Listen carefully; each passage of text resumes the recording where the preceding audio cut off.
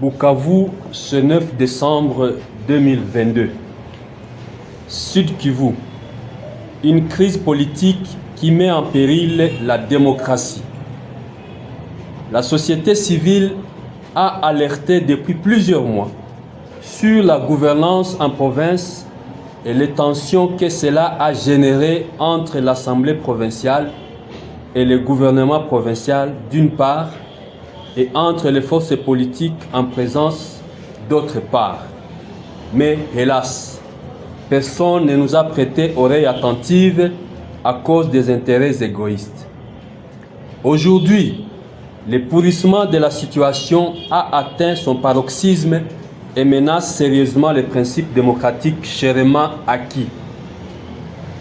Depuis des décennies, la société civile du Sud Kivu se bat pour asseoir la démocratie entendue comme pouvoir du peuple, par le peuple et pour le peuple.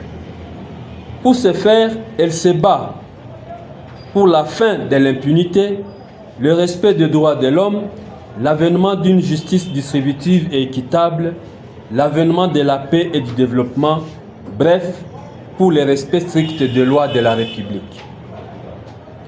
Ce qui se passe dans notre province après la déchéance du gouvernement provincial le 24 novembre 2022 par une motion de censure est une rébellion contre les lois du pays, une insulte aux souverains primaires et un mauvais précédent pour la démocratie.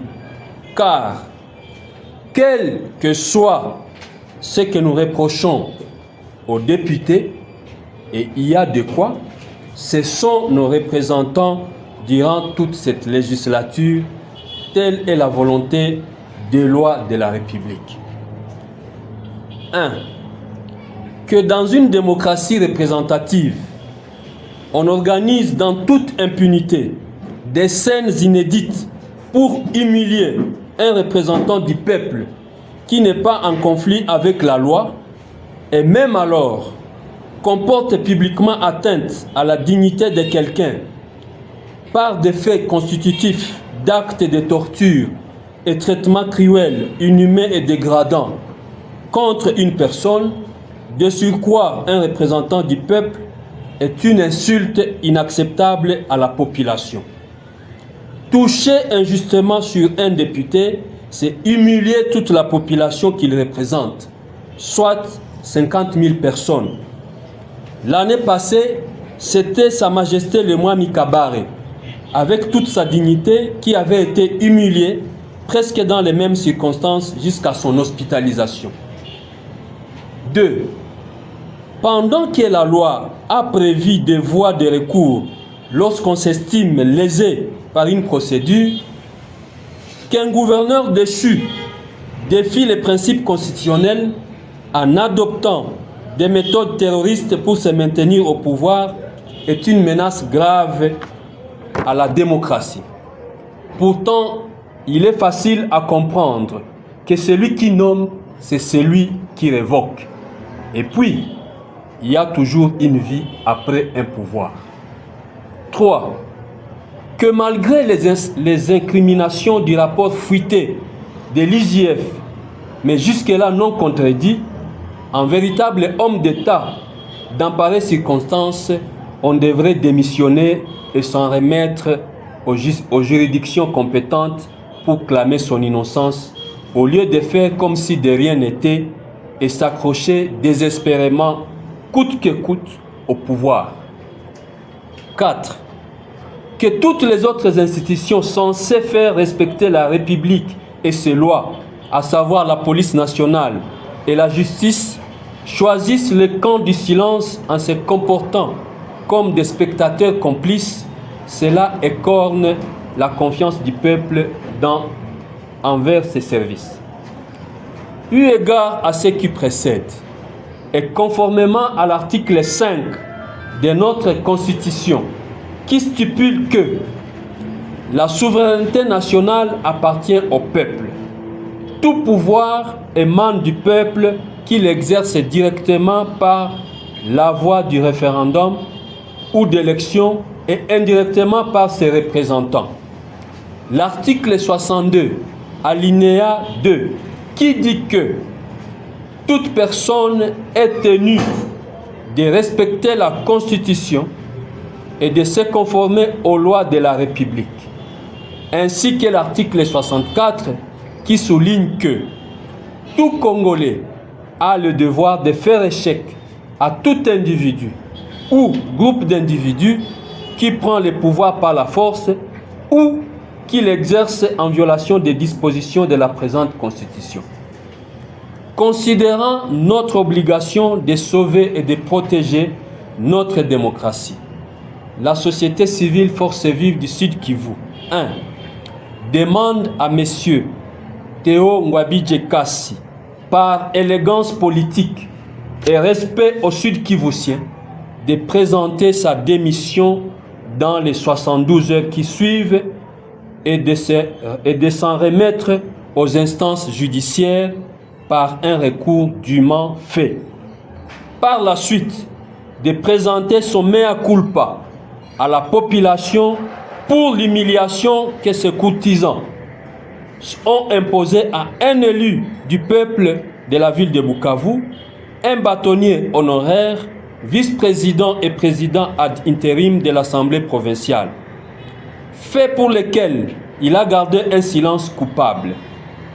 Quelqu'un qui ne respecte pas le peuple ne mérite pas de le diriger.